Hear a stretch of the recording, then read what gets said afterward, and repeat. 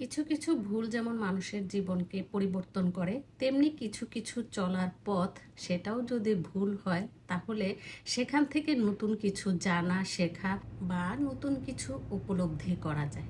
ঠিক যেমন আমরা ভুল করেছিলাম, ভুল পথে যে বিশ্বাস করেন এমন ভুল আমি বারবার করতে চাই। যেই ভুল করলে মানুষ সুন্দর কিছু দেখতে পারে, সুন্দর কিছু জায়গা ঘুরে ফিরে জানার, চেনার, শেখার বা উপলব্ধি করার সুযোগ করে দেয়, এমন ভুল কে না করতে চায়। আসসালামু আলাইকুম, আশা করি সবাই ভালো আছেন। আলহামদুলিল্লাহ, আমিও আপনাদের দোয়ায় ভালো আছি। কোথায় গেলাম, কেমন ভুল করলাম সেগুলোই এখন আপনাদের সাথে শেয়ার করছি। অনেক দিন আগে ইউটিউবে একটা ভিডিও দেখেছিলাম, সিরাজগঞ্জের সেই সুন্দর জায়গাটা যাব বলে আমরা প্ল্যান করেছি। তাই ঢাকা ফেরার আগে আমরা সেই জায়গাটা ঘুরে আসব এই প্ল্যান করে আমরা এগিয়ে যাচ্ছিলাম।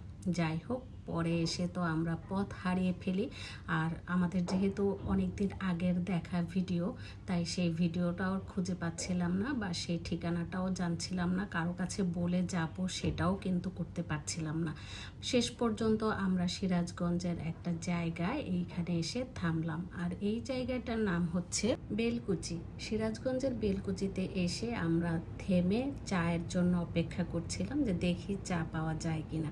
প্রচণ্ড গরম ছিল, আর এই গরমের মধ্যে আমি ভেবেছিলাম একটু গরম গরম চা খেয়ে দেখি কেমন লাগে। ভেবেছিলাম এখানে চা পাওয়া যাবে, কিন্তু শুধু দুধ জাল দেওয়া দেখলাম, চায়ের কোনো ব্যবস্থাই নাই। তাই কি করব, প্রচণ্ড গরম যেহেতু, তাই ভাবলাম একটু ঠান্ডাই খেয়ে নিই। তাই আমি ঠান্ডাটা নিয়ে চেয়ারে বসে ঠান্ডা খেয়ে চারিপাশে একটু ভিডিও করে নিলাম। ঠিক সেই মুহূর্তে দেখি প্রচণ্ড রকমের বাতাস আসছে, আর আকাশটাও একটু মেঘাচ্ছন্ন হচ্ছে, তার মানে বৃষ্টি আসবে। তো এটা দেখে আমার বেশ ভালো লাগলো, আর বাতাস যেহেতু আসছে শরীরটাও ঠান্ডা হয়ে গেল। তারপর আমি গাড়িতে এসে বসলাম, আর আমার স্বামী আসতে একটু দেরি করছে, তাই তার জন্য অপেক্ষা করছিলাম।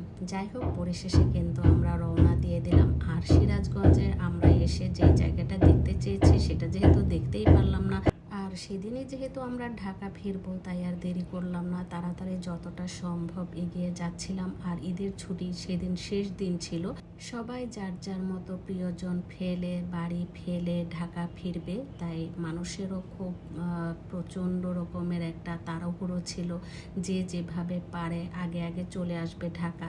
তো আমার এটা যেহেতু কিছুদিন আগের করা ভিডিও, আমি যেহেতু অনেক জায়গায় ঘুরেছি, এখন আস্তে আস্তে সবগুলো ভিডিও আপলোড করব। আমি প্রচণ্ড ঘোরাঘুরির মধ্যে সব ভিডিও আপনাদের সাথে শেয়ার করতে পারি না, তাই এখন আস্তে আস্তে সবগুলো ভিডিও আপনাদের সাথে শেয়ার করব। যাই হোক, ভিডিওটি যদি ভালো লেগে থাকে তাহলে লাইক, কমেন্ট, শেয়ার করে পাশে থাকবেন। আপনাদের সবার সুস্বাস্থ্য ও মঙ্গল কামনা করে আজকের মতো বিদায় নিচ্ছি। আল্লাহ হাফিজ।